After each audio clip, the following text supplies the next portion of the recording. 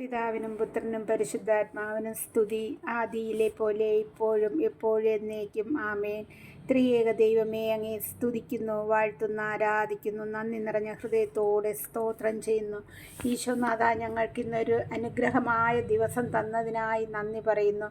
കൂടുതൽ സമയം അവിടുത്തെ സന്നിധിയിലായിരിക്കാൻ തരുന്ന സമയത്തിനെ ഓർത്ത് നന്ദിയോടെ സ്തുതിക്കുന്നപ്പ. വീണ്ടും അവിടുത്തെ സന്നിധിയിലായിരിക്കാനും അവിടുത്തെ ആരാധിപ്പാനും സ്തുതിക്കാനും അനേകം സഹോദരങ്ങൾക്കായി മക്കൾക്കായി പ്രാർത്ഥിപ്പാനും അവിടെ നിന്ന് അനുഗ്രഹിക്കണമേ എന്ന് പ്രാർത്ഥിക്കുന്നു. ഇന്ന് പ്രഭാതം മുതൽ ഈ രാത്രിയുടെ യാമം വരെ ഞങ്ങളെല്ലാവരെയും അവിടുത്തെ ചിറകിൻ കീഴിൽ അണച്ച് നടത്തിയതിനായി നന്ദി പറയുന്നു. ഈശോപ്പ, ഇപ്പോൾ ഞങ്ങളിതാ ഉറങ്ങുവാൻ പോകുന്നു. ഞങ്ങൾക്ക് നല്ല നിദ്ര നൽകണമേ. രാത്രിയിൽ ഒരു ദുർസ്വപ്നങ്ങൾ കാണാനിടയാക്കല്ലേ നാഥ. ഒരു അന്ധകാര ശക്തികളോ പൈശാചിക തന്ത്രങ്ങളോ വിഷജന്തുക്കളോ പ്രാണികളോ ഞങ്ങളെ ആരെ ഉപദ്രവിപ്പാനിടയാക്കല്ലേ. ഒരു കവർച്ചക്കാരോ അക്രമികളോ ഞങ്ങളുടെ ഭവനങ്ങളിലോ കാമ്പൗണ്ടുകളിലോ കടന്നു വരുവാനോ നോട്ടം വയ്ക്കുവാനോ ഇടവരാതെ വണ്ണം അവിടുത്തെ ദൂതഗണങ്ങളാൽ കോട്ട കെട്ടി ഞങ്ങൾക്ക് സംരക്ഷണം തരണമേ. ഞങ്ങളിൽ ആരെയെങ്കിലും ഈ രാത്രിയിൽ ഈ ഭൂമിയിൽ നിന്നും മാറ്റപ്പെടുകയാണെങ്കിൽ ഞങ്ങളെ വിശുദ്ധിയുള്ളവരാക്കി മാറ്റണമേ എന്ന് പ്രാർത്ഥിക്കുന്നു.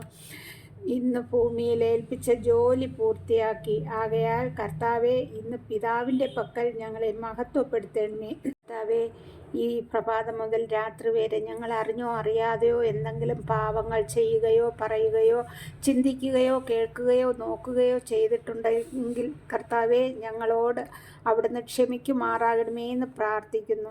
വചനത്തിൽ നിന്ന് 4-5 വാക്യങ്ങൾ വായിക്കാം. യാക്കോബ് ശ്ലീഹ എഴുതിയ ലേഖനത്തിൽ നിന്ന് 1-ാം അധ്യായം 19 മുതലുള്ള വാക്യങ്ങൾ. എൻ്റെ പ്രിയ സഹോദരരെ, ഓർമ്മിക്കുവിൻ. നിങ്ങൾ കേൾക്കുന്നതിൽ സന്നദ്ധയുള്ളവരും സംസാരിക്കുന്നതിൽ തിടുക്കം കൂട്ടാത്തവരും കോപിക്കുന്നതിൽ മന്ദഗതിക്കാരും ആയിരിക്കണം. മനുഷ്യൻ്റെ കോപം ദൈവനീതിയുടെ പ്രവർത്തനത്തിന് പ്രേരണ നൽകുന്നില്ല.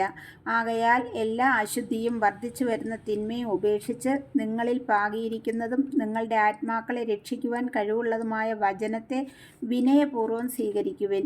നിങ്ങൾ വചനം കേൾക്കുക മാത്രം ചെയ്യുന്ന വഞ്ചകരാകാതെ അത് അനുവർത്തിക്കുന്നവരും ആയിരിക്കുവിൻ. വചനം കേൾക്കുകയും അത് അനുവർത്തിക്കാതിരിക്കുകയും ചെയ്യുന്നവൻ തൻ്റെ മുഖം കണ്ണാടിയിൽ കാണുന്ന മനുഷ്യന് സാദൃശ്യനാണ്. അവൻ തന്നെ നോക്കിയിട്ട് കടന്നു പോകുന്നു. താൻ എങ്ങനെയിരിക്കുന്നുവെന്ന് ഉടൻ തന്നെ വിസ്മരിക്കുകയും ചെയ്യുന്നു. കേട്ടതും മറക്കുന്നവനല്ല, പ്രവർത്തിക്കുന്നവനാണ്. പൂർണ്ണമായ നിയമത്തെ, അതാത് സ്വാതന്ത്ര്യത്തിൻ്റെ നിയമത്തെ സൂക്ഷ്മമായി ഗ്രഹിക്കുകയും അതിൽ ഉറച്ചു നിൽക്കുകയും ചെയ്യുക. തൻ്റെ പ്രവർത്തികളിൽ അവൻ അനുഗ്രഹീതനാകും. കർത്താവിൻ്റെ വചനം. ദൈവത്തിന് നന്ദി.